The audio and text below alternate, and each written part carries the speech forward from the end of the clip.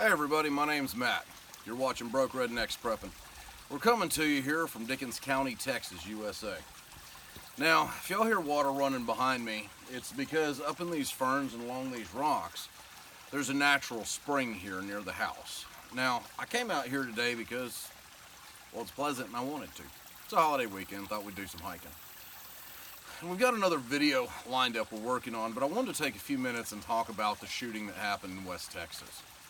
I know that's going to be fresh on everybody's mind, and it occurred in the towns of Midland and Odessa. I'm wearing a Midland Rockhounds jersey, in fact. I go to the games quite often. I work in the city of Odessa and spend my weekdays there. The areas that the shooting primarily occurred along 42nd Street in Odessa and I-20, these are places that I drive. I mean, I live off of 42nd Street when I'm there. When in town, I frequent the businesses that this shooting took place at. And I bring that up, I wasn't there. As a happy coincidence, it was Labor Day weekend, and I came back to Spur because I had 3 days off and wanted to. But what it got me to thinking about is several of the businesses where this occurred and businesses around it don't allow you to open carry in Texas. So where everybody assumes that in a case like this, preppers or gun owners would have a handgun and probably would engage that person, a lot of people in those circumstances are out of the habit of carrying because of the businesses who don't allow it. And it seems like every week there's another mass shooting somewhere.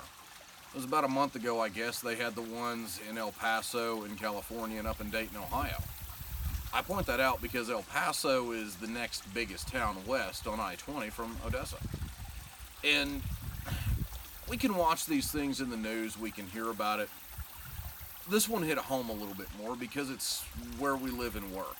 The kids and I know people who were in the theater where they finally put this guy down. We know people who work at the other restaurants, the Olive Garden, the Home Depot, the gym, where the shooting took place in the parking lot of. There's going to be a lot coming out about this shooting. The tactic was different than normal. I don't think this guy was out to be just a normal mass shooter. I don't think he had a manifesto of some sort. It looked to me like he was shooting to get away, but who knows? Time will tell. But what it got me to thinking about is, and I've watched several videos on this because, again, it's been a keen interest to myself and the family because I live there most of the time. I work there. I have friends there.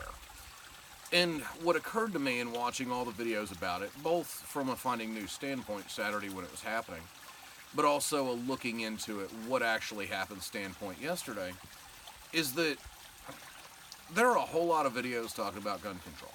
There are a whole lot of videos talking about if you're there for an active shooter, shoot back. There are not a lot of videos talking about what to do in the event of an active shooting. If you're in that Home Depot parking lot and some dude comes by and starts lighting it up. If you're eating at Olive Garden and something else happens. For those of you who've watched this channel a while, you know I used to be a police officer. And one of the things I learned as a police officer is that people who are most often shot as a stranger in a situation like that are the people who are not in motion. And I'm throwing this out because I'm going to toss you a couple tips in the event you're ever in an active shooting situation. But this is not an all-inclusive video. This is Matt sitting down by the creek while we're getting ready to make another one. It's an idea for people to change their train of thought when it comes to active shootings. What are you going to do? Now, I know a lot of you guys out there shoot. You have guns, you defend yourself, and I commend you for it. But most people who shoot go to a range. They stand in their lane. They shoot at a piece of paper that's down that way a little while. The paper doesn't shoot back. They're at a range surrounded by other people who are shooting, so they're accustomed to hearing the gunshots and not reacting. I say that because the military and law enforcement teach people to do something called displace, which means if you're somewhere that shooting's happening, move. Be somewhere else. Look for cover. Look for concealment. Concealment being something that hides you. Cover being something that can stop bullets. So, for example, a curtain might conceal you, a window curtain. But a car is going to stop bullets, most likely. Anyway, a lot of people, when a frightening event like that happens, their natural instinct is to freeze. They just lock up. You'll see that what they call the deer in the headlights look, where they're just struck with fear and they don't move. For those of us in the prepper community, I constantly get questions about guns. What guns are we going to buy next? What guns should we have for the zombie apocalypse, an alien invasion, or a burglary?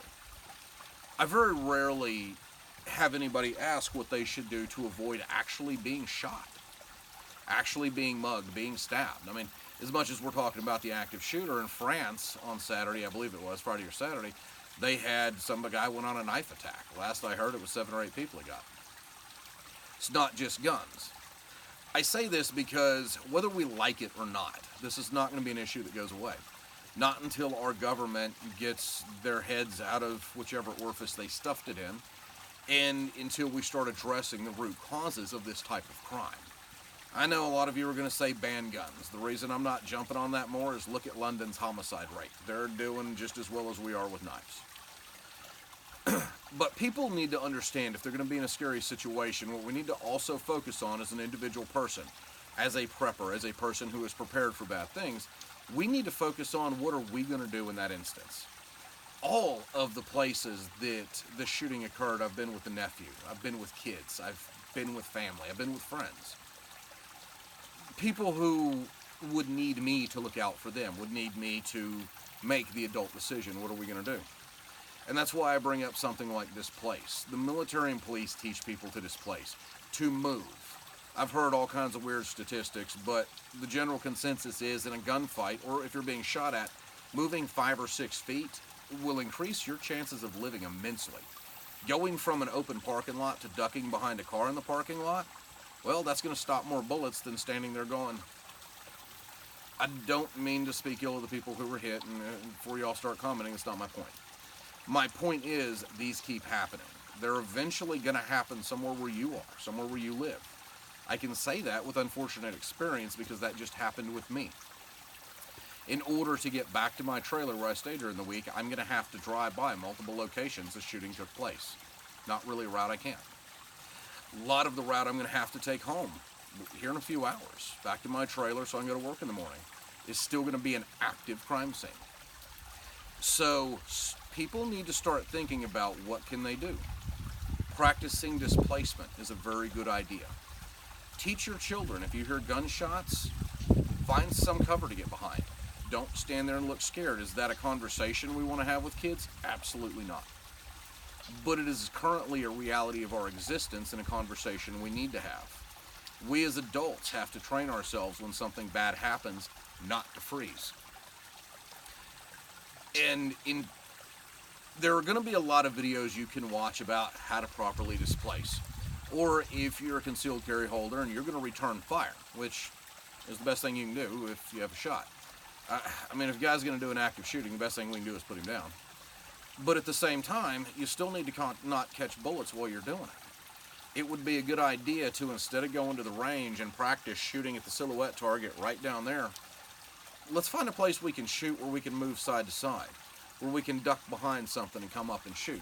You don't have to be SWAT team tactical here, but you don't want to catch bullets. You're not looking good if you're getting shot.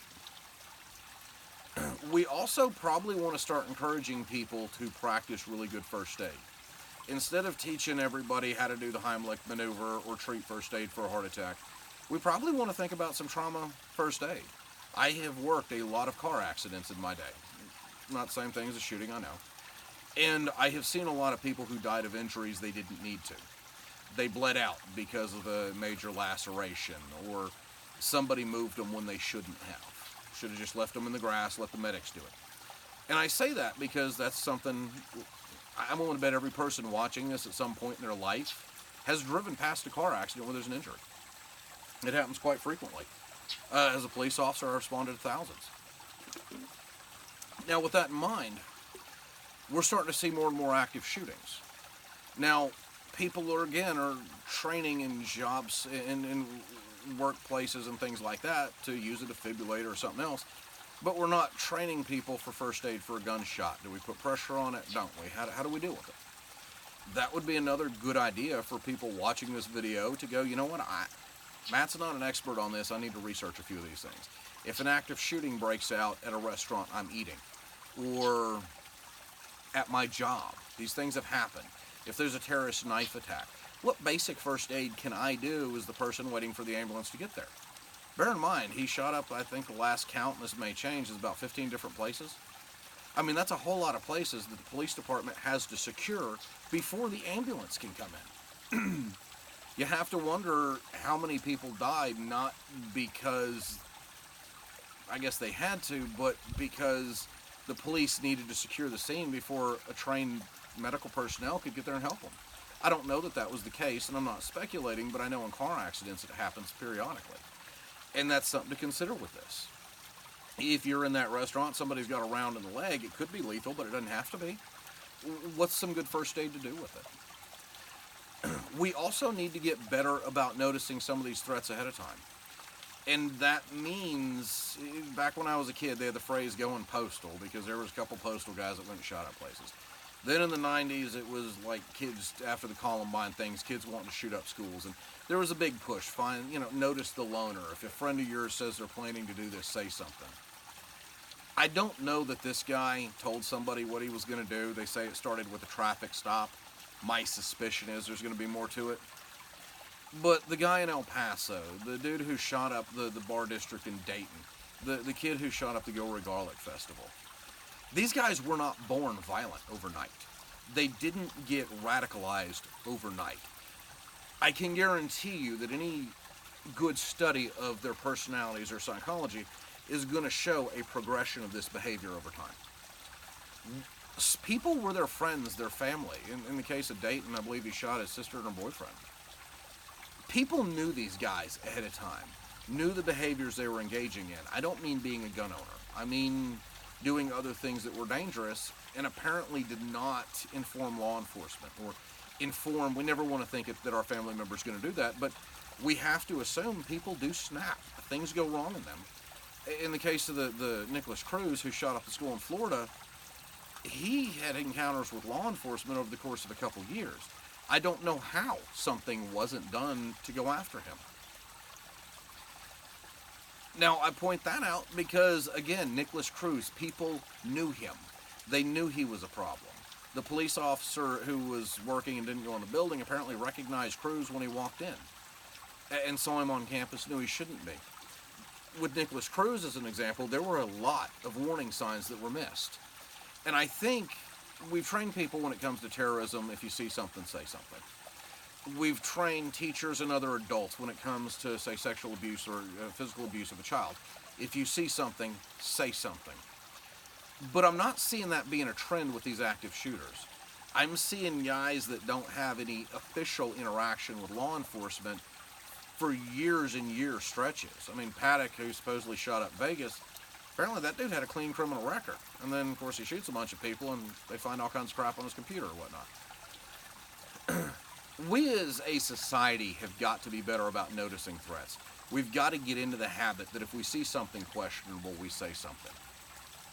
Now, I could probably do a much longer video on this, and I'm not really going to because some of this strikes home a little more than it should, and I don't really need to spend all day going into different tactical things we could do. The point of this video is to express to you, the viewer, that the active shooter, the knife attack, the terrorist attacks, these are realities of our world. Thoughts and prayers are nice for the people that get them. They are. But at the same time, we need to realize that at some point, our number is going to be up. We are going to be at that situation. It may be a car accident. It may be the Twin Towers. We never know. I bet you there were a whole lot of people on September 11th who walked into a couple of big buildings in Manhattan and thought, we're perfectly safe. Nothing will ever happen here. We need to think about things like first aid. We need to make sure that we have trained ourselves not to panic. In a scary situation, you do as you train because the parts of your brain that make you think creatively disappear. Your adrenaline goes up. It brings out the part of the brain they call the caveman part. And so you react. You don't necessarily, you fight or flight, as they say. We need to train ourselves to handle situations like these better. Just because somebody gets shot doesn't mean they have to die. Let's look at the first aid. If somebody's hit by a car, they don't have to die. We can do first aid there. Somebody has a heart attack, we do first aid for that. Let's, as just people, start planning out what we would do in that situation. Think about it ahead of time. Yeah, we're going to be scared. But at the same time, people are still going to need help. we need to think about all the people who knew these shooters, who knew some of the terrorists who've been radicalized, who know the guy who just beats his wife and the neighbors don't say anything. I was a police officer. That was quite common. It wasn't unusual at all. We need to think about how we are going to react to these circumstances. Violence isn't going to stop with a new law because we decide to ban 30-round magazines or take away buck knives. It's going to stop because we preempt it. Occasionally something's going to slip through the cracks, but what we're seeing is there are too damn many slipping through the cracks. We need to seriously consider what we would do in this situation. Like I say, every business that this guy shot up is a business that I've been to with my nephew. I have to think to myself, what would I have done had I been there that day? Would I have had the presence of mind to displace and get behind a car? Or to get somewhere safe? Or if I was armed, shoot back? I do carry sometimes. It's one of the reasons I'm always wearing baseball jerseys, guys. It's a great way to conceal a gun. Anyway, in addition to thinking about it, we need to actually take some proactive steps to train. And I don't see a lot of people doing it. I don't see a lot of commentary on it. So as somebody whose town just got shot up by an active shooter, I think that before we do anything else, we need to embrace the reality that this is going to happen again. Maybe somebody watching this, it's y'all's town next time. I hope not. But when it happens again, statistically, it's very probably going to be. Last video I did about the active shooter that happened in El Paso had, last count, 12, 15,000 views. That's a lot of different people watching it. Was somebody in Odessa? Was somebody somewhere else that once happened? So guys, we need to start thinking about how we're going to handle that situation if we're in it. Because we can't always stop bad things from happening, but we can, in many cases, mitigate the damage. Anyway, that's my 2 cents on it. I hope y'all will like, subscribe, comment. Let's get a conversation going. What do you guys think people need to prepare themselves for in a situation like this? Let's keep it clean, let's keep it nice, but let's get a conversation going. We're not going to solve any problems until we start talking about it. I'm Matt. You've watched Broke Rednecks Prepping. Thank you.